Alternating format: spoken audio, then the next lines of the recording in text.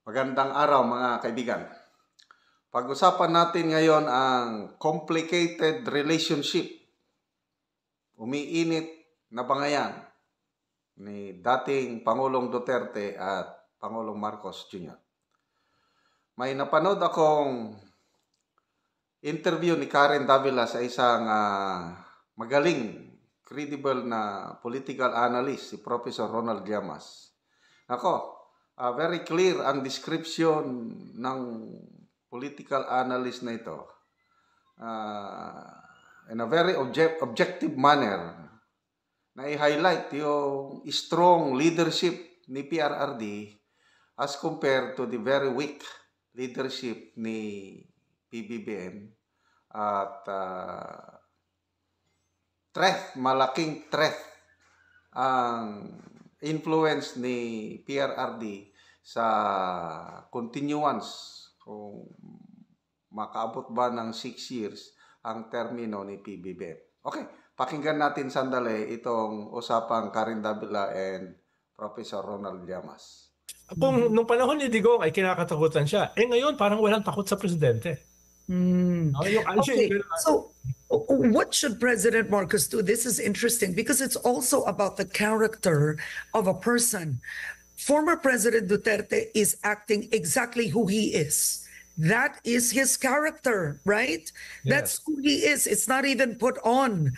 He campaigned with that, he led with that, and now as an ordinary citizen, he is still behaving that way.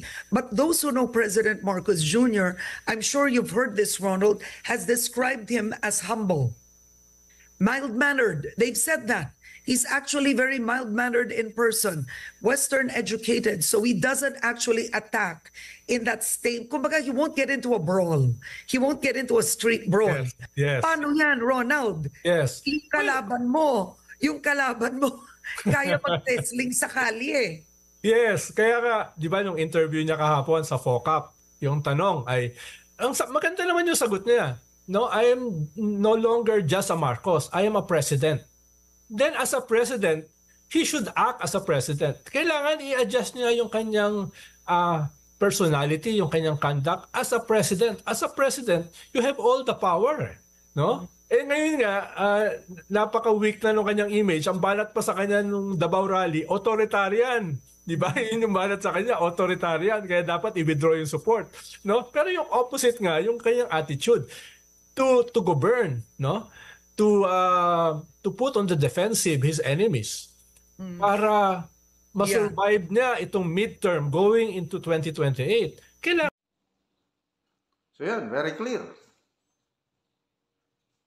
Panahon ni Digong, takot ang tao sa kanya. Ngayon, wala. Walang takot dahil tama yung sabi ni Karen Davila, super bait ang Pangulo. Very humble.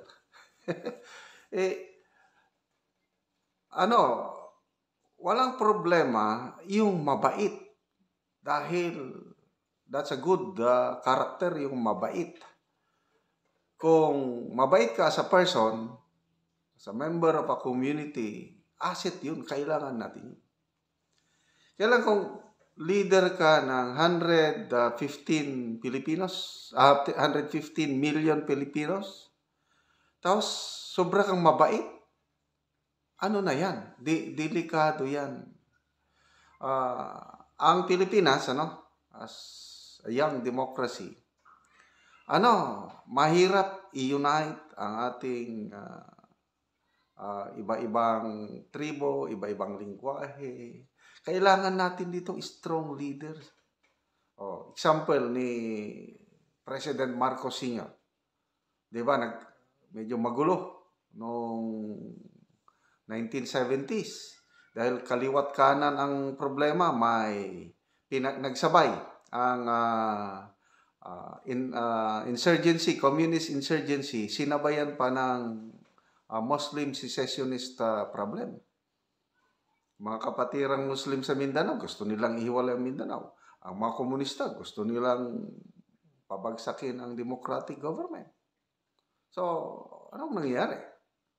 Dahil ang Marcos Sr., very strong leader, may balls, may tapang at minaresyalo niya. Yun, na-isave ang integrity ng ating bansa. Yung hindi na hiwalay ang Mindanao, na-solve niya ang Muslim secessionist problem, tapos naagapan yung pagiging communist country sana tayo dahil very strong siya eh. Ganun ang kailangan nating leader. Okay, panahon naman ni Tatay Digong. Malala na ang sitwasyon sa droga. Malapit na tayong maging narco state. Yan, war on drugs. Hindi siya takot. At dahil sa political will ng presidente, anong reaksyon ng mga drug lord, takot sila. Even ang mga tao rin, ay takot din dahil ang presidente, walang sinasanto mga oligarchs. Diba? Hindi magsilbi sa panahon ni Tatay Digong, mga oligarchs na yan, talagang binabara niya. O yung, kay Lusyutan, yung dami niyang utang, matigas ang ulo, hindi magbayad ng buwis. Nung si Digong na ang namuno at kakasuhan, nakipag-settle, nagbayad ng napakalaking buwis. Nasingil. Maraming nangyaring magaganda panahon ni PRRD dahil siya, yung tapang niya, may fear factor. Kaya lang, on the other hand, mabait siya. So, nabalanse ni Tatay Digong sa mga kapuspalad, super bait niya. Talagang may pusong mamon. Kaya lang sa mga matitigas ang ulo, politiko ka man yan, oligarch ka yan, drug lord ka yan, talagang kamay na bakal. Iyon ang style Digong. Kaya sabi ni Ronald Llamas is talagang halos takot sa kanya. Mga cabinet member, panahon niya, si Lenny kumukontra. Wala, tinanggal niya kaagad. Ano bang unang posisyon ni BP Lino na, diba? Housing housing secretary siya. Nung kumontra siya kay Digong, tinanggal niya, sinibak niya kaagad. I am the leader. Ako ang boss dito. Walang ibang kukontra. Ganon. Nung tungkol sa droga, daming sinasabi ni Lenny tungkol sa droga. Sige. Kasama ka dito sa parang drug council ba yun? Sumama siya. Tapos, sasalita si Lenny, hindi na naman nagustuhan ni Digong, tinanggal siya sa drug council na yun. Ganon katindi si Digong. Kaya ang mga cabinet members niya, matino. Sumusunod. Ngayon, tingnan mo, BP Sara, nandiyan na. DepEd Secretary. Ang daming nananawagan na mag-resign si BP Sara. Kaya lang si BP Sara naman, trabaho lang. Hinihintay niya si PBBM na sibakin siya. Dito mo makita yung leadership ni PBBM na binabanatan na siya ng pamilya Duterte, kung ano-ano pa yan. Tapos wala lang. Kaya sa interview na yon, sabi ang pahiwatig ni Karen Davila at Ronald Llamas, dapat ang presidente magpakitang tigas na rin siya. Kung malakas ang kanyang leadership political will, sibakin niya na si BP Sara. Bakit hindi niya kayang sibakin?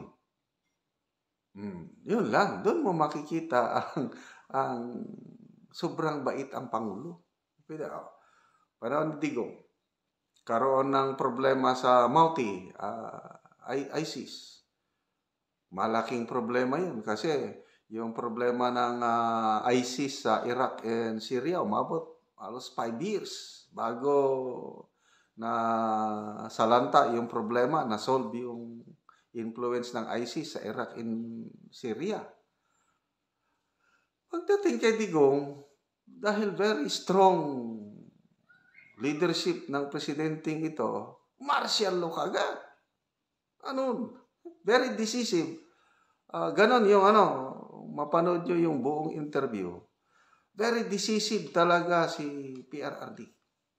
Na ganon ang kailangan nating leader. So, minarsalo niya na na-solve yung ISIS problem natin sa Mindanao, 5 months lang.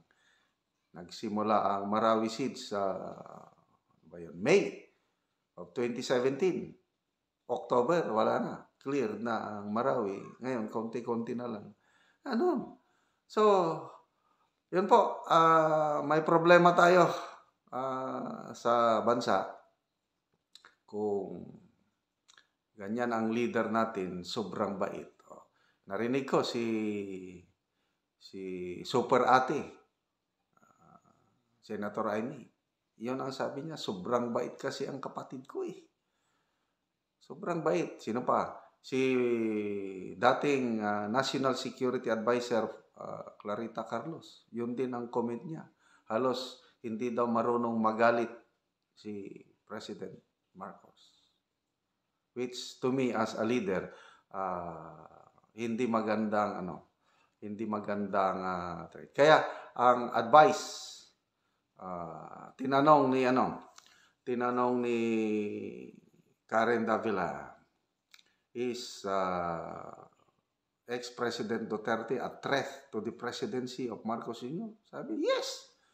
A big threat. Kaya what should President Marcos do? Anong dapat gawin? Alam mo, napakagaling itong si Ronald Llamas. Dapat, kung ito ang political advisor ni PBBM, baka maayos-ayos pa. Kaya lang, I don't know, sino ang political advisor niya? Palagay ko, mahina ang political advisor. So, anong suggestion ni Ronald Llamas para masurvive ni PBBM ang kanyang presidency hanggang 2028? Tatlo yung kanyang sabi niya, put his ruling coalition in order. Yung mga partido, yung unity team na nagpanalo sa kanya, i-solidify niya. Kasi ngayon, may crack na eh.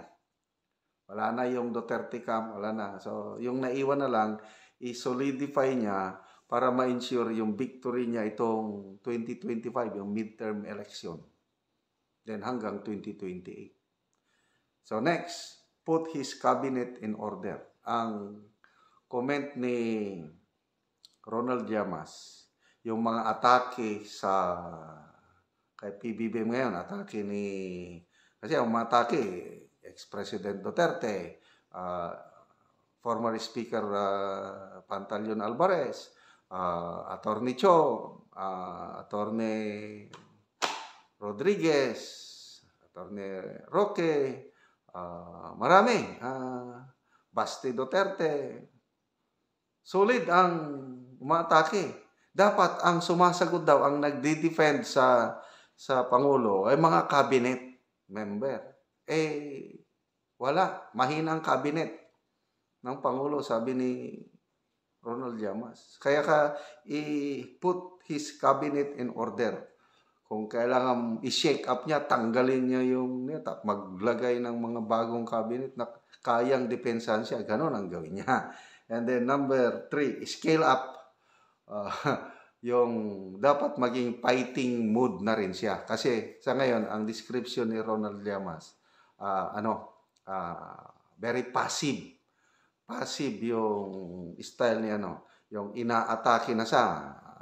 Seditious, treasonous na yung mga atake, wala lang, hanggang horrified comment lang niya. Kaya, delikado ang administrasyon ito kung hindi magpakitang gilas o yung magpakita ng strong leadership ang presidente.